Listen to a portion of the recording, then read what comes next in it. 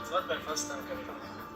Okay. Minority governing over a majority will never be sustainable, and it will never work. It will not even work for us. So during those times when it was arguably going very, very well with white Afrikaners, this group thought, no, this is not the way that we're going to build into the future. We need a place that we can say, this is the space for Afrikaners. Right. This is our country, right. per se. This is right. where we build. Right. And started. And then eventually this led to this patch of land, which right. is in the semi-desert area. It's arid, it's dry, it's not overflowing with natural resources. Right. It's quite hard to build here. The Department of Water Affairs created a town for a side project. They were building dams and canals along the river that comes down. And then when they were finished with that project, they put up this piece of land for auction. So these guys thinking about Afrikaner homeland, so okay, there's a little piece of land that nobody wants. Right. It's up for auction. Let's buy that. Right.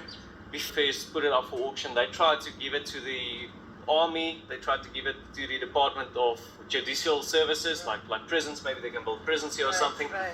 Nobody really wanted it because there's nothing here. It's vast open spaces with little to no resources. Right. Okay, so nobody wanted it. Then we'll say we can see that there's nothing there, Right. but what there is potential, and we will make that potential into our little safe haven. So they bought it. Bought the town. First families moved in here in 1991, like I said, about 40 people maybe. Right. And over the years until today, we have grown to about 3,000 people.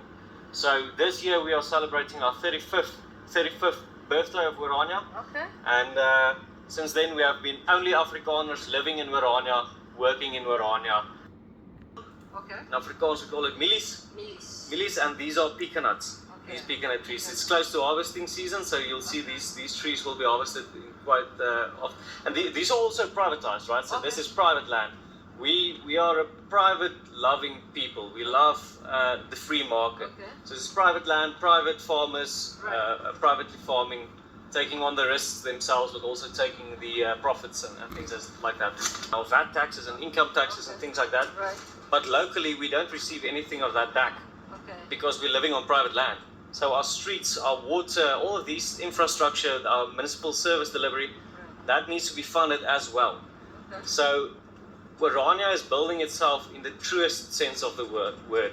Everything we do ourselves. Everything we fund ourselves. Every work we do with our own hands, we're building it ourselves. And there's a few reasons for that as well, right? We believe, when I say we are building towards Afrikaner freedom, another word for freedom is independence, right? Right. Not being independent. Right. But we don't believe in declaring independence, telling the world we are independent. We are our own country. In a lot of places, yes. And both are standardized, registered. For that reason, when you walk out with your certificate, you can also go study at South African universities and so forth. Easily, No drug usage in Orania. So we do the main things like, we'll allow the main things like fleeing authority somewhere else.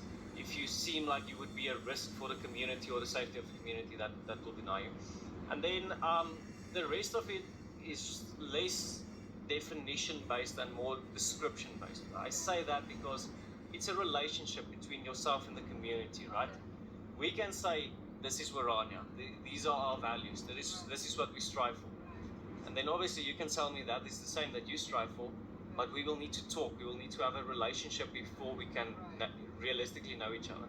So what also happens is people come to live here, and then after a few years they simply realize it's not really for them. It's not really the life. Even if they are Afrikaners, that's not really the life that they are looking out for. So I always say it's more of a relationship than it is the tick boxes, definitions, strict guidelines. But yeah, there are some strict rules, and that's religion and culture. As there. So, Okay. That's good. criminal activity, that's not, kicking them out. Yeah, I mean. That can go both ways. There's many negative things about Orania that is simply untrue.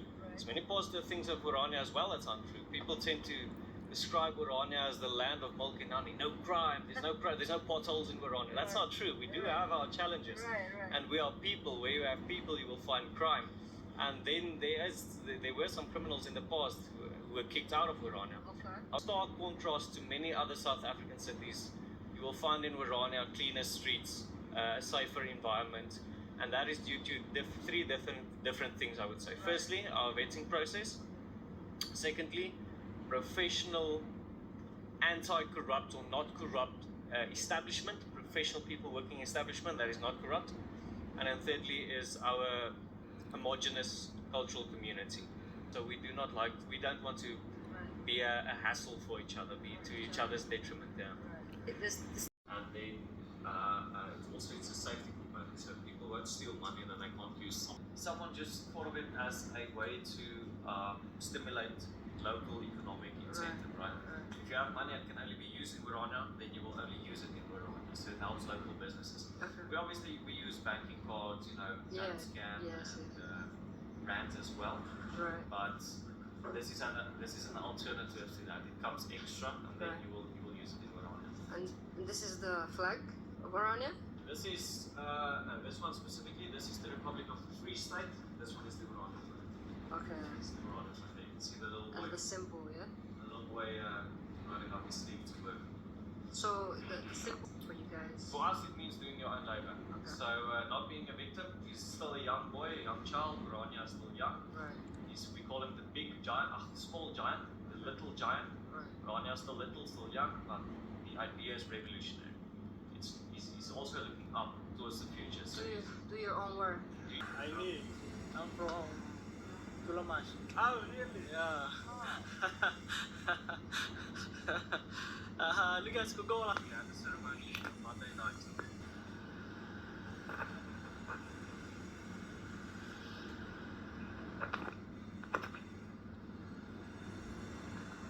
See the students walking home after class, Yeah. which is quite nice. It is.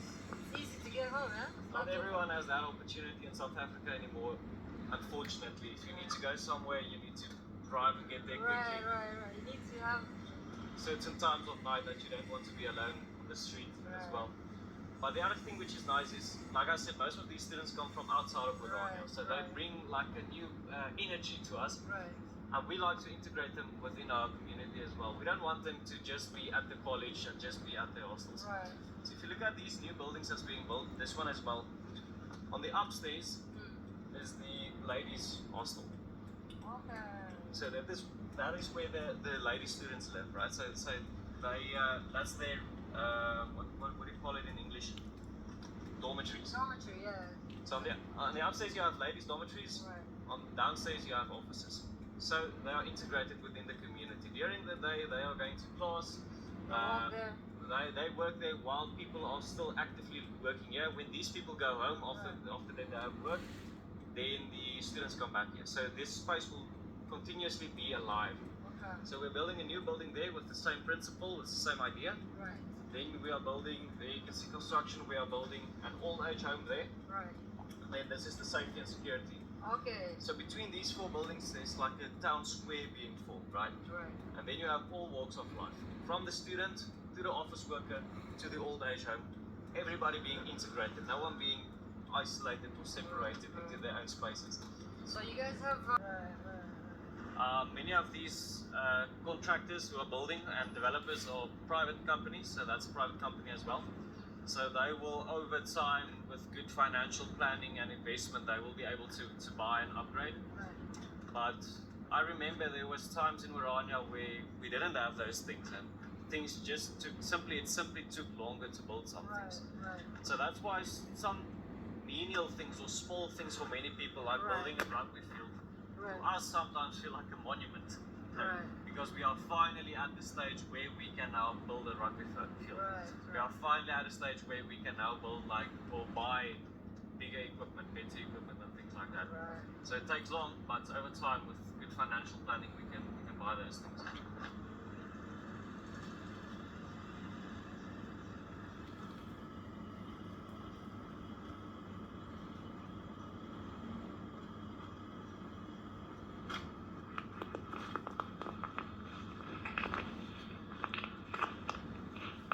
This is a church. And yeah, this is